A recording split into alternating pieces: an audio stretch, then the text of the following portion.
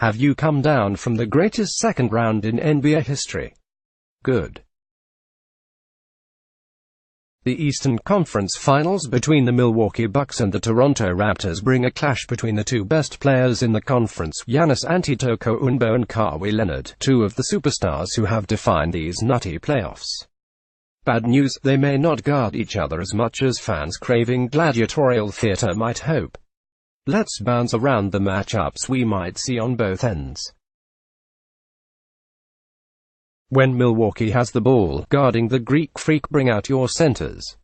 Marc Gasol in Serge Ibaka has become chic to put behemoth centers, Rudy Gobert, Joel Embiid, Jarrett Allen, Aaron Baines, on Antetokounmpo, and have them lay in wait in the paint. It has not worked all that well, but most teams do not have anyone with a combination of size and speed to stay in front of the likely MVP. Lacking such a unicorn-ish player, sticking a giant human between Antetokounmpo and the rim, daring Antetokounmpo to hoist jumpers while staying home on Milwaukee's armada of shooters, can feel like the least bad choice. Alas, Gasol's days of handling this chore are probably in the rearview mirror. He's not as quick as Embiid and Gobert on either the horizontal or vertical plane. Ibaka has a better chance, and got a chunk of the Antetokounmpo assignment across 4 regular season matchups. All 4 took place before the Raptors acquired Gasol. The Ibaka-Gasol double center look helped steady Toronto against a bullying Philly team. It doesn't feel as essential here. Milwaukee ranked 26th in offensive rebounding rate, but the Raptors, suddenly so thin without, for now, Anunoby, might need to steal some minutes with Ibaka guarding Antetokounmpo and Gasol on Brook Lopez or Ersan Ilyasova. Side note: no. 1. The Bucks largely forfeit offensive rebounds so Lopez can spot up at the top of the arc, and work as the first line of transition defense. The transition battle is an important game within the game. Toronto topped the league in points per possession on transition plays per cleaning the glass data. Milwaukee boasted the stingiest transition defense. Side note: no. 2. Anunoby will come in handy here, and not only because Nick Nurse lost all faith in Norman Powell and some in Fred VanVleet in the Philly series. Anunoby could absorb a little of the Antetokounmpo assignment, and provide Toronto more switchable, small ball lineup options they might need more urgently here. The Bucks may be at their most dangerous with 3 guards and wings surrounding Antetokounmpo and Nikola Mirotic. It was telling that, in Malcolm Brogdon's first game back from injury, Mike Budenholzer busted out the lineup of Eric Bledsoe, Brogdon, Chris Middleton, Antetokounmpo and Mirotic for 5 minutes. Milwaukee won at Boston by 14 points in those 5 minutes. That group had logged just 1 minute all season before that game.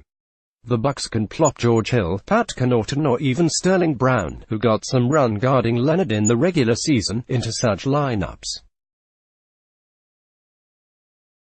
Do any of Toronto's big man combinations scare Milwaukee from leaning a teensy bit more into those groups? The Raptors got almost nothing posting up Gasol on Tobias Harris against Philly. It was kind of jarring. Can he do any damage against Mirotic or Ilyasova? At the other extreme, Milwaukee playing lineups featuring any 3 from among the Antetokounmpo, Mirotic, Ilyasova, Lopez quartet should make it safe for the Raptors to play their own super big trio of Pascal Siakam, Ibaka and Gasol.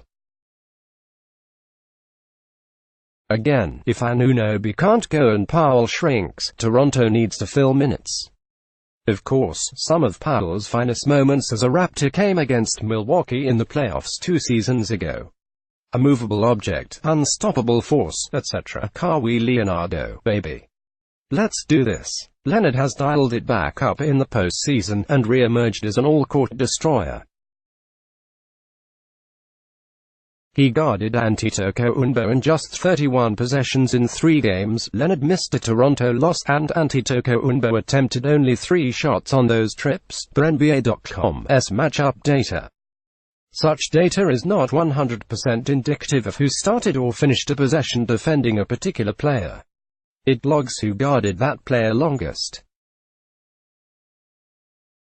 But visual tracking data from Second Spectrum paints the same picture. In a limited sample, Leonard depressed Antetokounmpo's shooting and scoring volume. Those numbers carry a ton of noise. They may not matter. On at least a couple of possessions, Antetokounmpo overpowered Leonard. Antetokounmpo grew more comfortable going at Al Horford as the conference semifinals went on. Might he feel out Leonard the same way?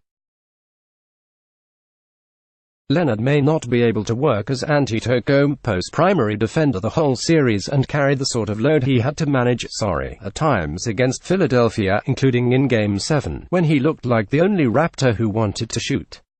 But it's something Toronto will do, perhaps in crunch time, and it's easy to make the matchups work. Siakam can guard pretty much anyone. Milwaukee has tools to get Antetokounmpo away from Leonard if it proves problematic. They can use Antetokounmpo in either end of a pick and roll, and present Toronto a bad choice, switch into yucky mismatches, or let Antetokounmpo loose amid a rotating defense.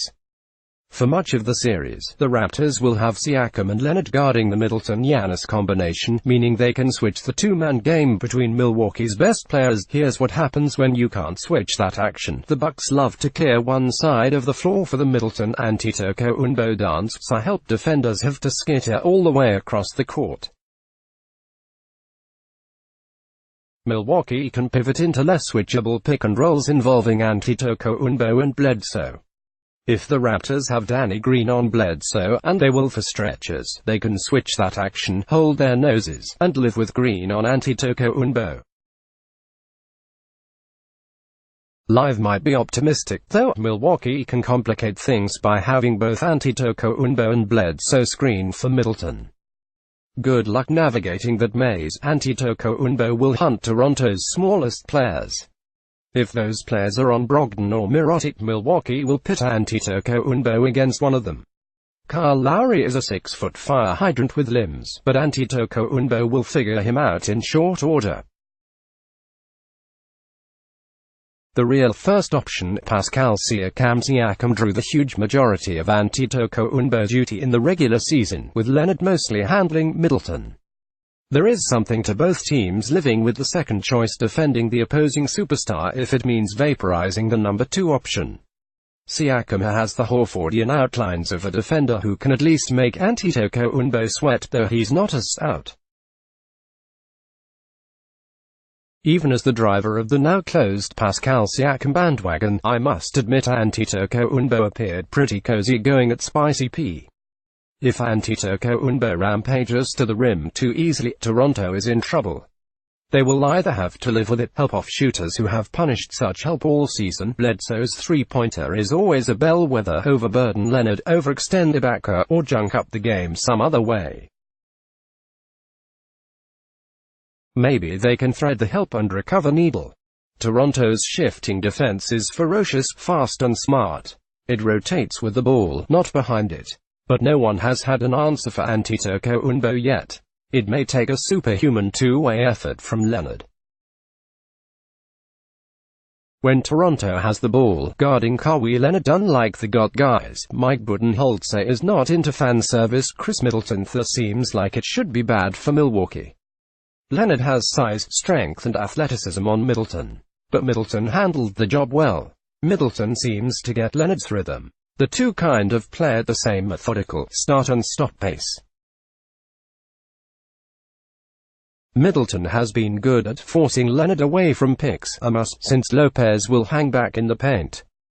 If Leonard arrives at the other side of a Gasol pick with room behind him, he can let fly from deep. Middleton has done well staying on Leonard's hip and funneling him into the mid-range. Yeah, that is Leonard's sweet spot. The Bucks don't care. They will live with contested long two-pointers from Leonard. They don't think any player can beat him that way. They are probably right. Expect Lopez to start on Gasol, even though his drop-way back style would seem to yield open three-pointers for both Gasol on the pick and pop and Toronto's star ball handlers. The Sixers removed Joel Embiid from Gasol for that very reason, and stashed him on Siakam. Why wouldn't Milwaukee copy that, stick Lopez on Siakam, and have a rangy assault likely Antetokounmpo raise the Gasol pick-and-roll attack? They won't unless they have to, and the bet here is they won't have to. They didn't toggle the matchups like that for the Kyrie Irving-Horford pick-and-roll, and that partnership probably presents more immediate three-pointers incoming danger to Lopez's style of defense than any Toronto duo. Lowry and Leonard can launch off the bounce threes, but doing so is not the first choice. Leonard wants to burrow into the mid-range. A lot of Lowry's high-wire, quick-release threes come on pull-ups in transition, and off the catch in the half-court. Lowry is going to have to take and make some floaters for the Raptors to win this series. The VanVleet has to locate his jumper. The Raptors might be better off getting Leonard the ball on the block against Middleton. Leonard might be able to bulldoze closer to the rim, draw help, and unlock some kick-out threes. They could have Gasol and Ibaka set picks higher on the floor, so Leonard and Lowry have space to dribble into rhythm before launching threes. Another idea: slingshot Leonard into Gasol's screens, so that he's going full speed with airspace behind him when he gets the ball. They could start Leonard in the corner, and have him rocket off a screen from Lowry before he arrives to Gasol.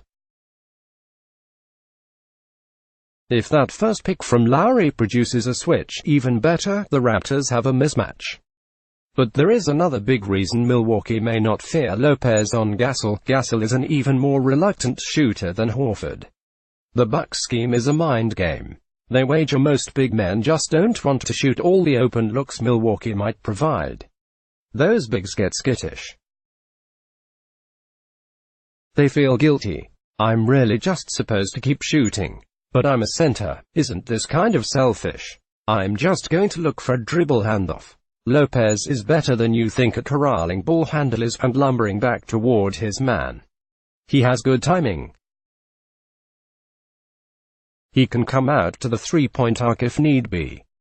He'll switch onto Lowry and Leonard in emergencies, and bank on the other Bucks swarming off Toronto's lesser shooters. This worked against Irving and Boston. Toronto will usually have better overall shooting. This setup leaves Antetokounmpo on Siakam, the worst long-range shooter in Toronto's starting lineup. Siakam shot 42% on corner threes, but only 17 of 63 on longer above-the-break triples. Antetokounmpo can rove more, and no one covers so much territory so fast. Antetokounmpo is a devastating, demoralizing help defender, the long-armed phantom who is somehow everywhere at once. He can help and get back in time to contest Siakam's corner threes. He is Milwaukee's best rim protector, and the Bucks prefer to keep him in positions from which he can do that. He should be able to swallow up Siakam's pointy-elbowed, spinny isolation game. You might point out Siakam averaged 24 points per game against Milwaukee on 64% shooting. Fair. Count me as a skeptic. He did a lot of that damage against Ilyasova and other Bucks who shouldn't spend as much time guarding him now, per both NBA.com's matchup tool and Second Spectrum. He shot well against Antetokounmpo, but not often. Siakam went 11 of 17 over 116 total possessions with Antetokounmpo as his primary defender, per NBA.com. He took 19 shots against Ilyasova on just 60 possessions. Again, that data is far from perfect. Siakam is good, but Antetokounmpo can handle him. I like the idea of using Antetokounmpo to take Siakam out of the series as a scorer. Siakam is fearless. He does not suffer the bouts of persnickety hesitation that befall both Lowry and Gasol, basketball snobs in the best sense whose compound snobbery can nonetheless work against the Raptors. Force those two to pick up some of Siakam's shot volume, and they may demur and gum up Toronto's offense in the process. The downside is that they might actually go crazy and shoot and keep shooting and bury the Bucks under open jumpers. Milwaukee would have to adjust, or just tighten up. Okay, but what if that doesn't work? Do we get the Kawhi-Giannis Bowl? If Leonard brutalizes Middleton, things get very interesting. Antetokounmpo is maybe the ideal defender for Leonard. He is the ideal defender for most players, and he might have more than Leonard left in the tank. Antetokounmpo has played just 9 games over the past 37 days. It would not be difficult for Milwaukee to toggle the matchups so Antetokounmpo defends Leonard. Would they do that from a position of strength, or a position of weakness, because they want to, or because they have to? Every good series forces a team to contort itself. Antetokounmpo will get turns on both Leonard and Gasol. Antetokounmpo on Gasol may be Milwaukee's primary gambit when they play small ball lineups with Antetokounmpo and Mirotic as the nominal power forward and center. Those were basically the only circumstances under which Antetokounmpo defended Horford. Milwaukee in those minutes can scrap the base defense and engage switch mode. Keep an eye on Malcolm Brogdon. A healthy Brogdon takes Milwaukee to another level. Brogdon is a legit 40% three-point shooter, and probably Milwaukee's best catch-and-go driver. He was, perhaps somewhat unpredictably, Milwaukee's second option defending Leonard. Budenholzer was shockingly unafraid of this, and Brogdon held up pretty well. Playoff Leonard is a different thing. Brogdon is just back from a foot injury. If he's up for it, he will get chances on Leonard. Keeping Brogdon in a reserve role would allow Budenholzer to have one of Brogdon and Middleton on the floor at all times for Leonard duty. It would also force Mirotic to defend Green when the starters face off. The Raptors might want to run Green around even more than usual, and see if Mirotic can keep up. Both teams come into these conference finals with an ideal set of matchups. Who caves first? Does either cave? The answers will tell us a lot about how the series is going, and who wins.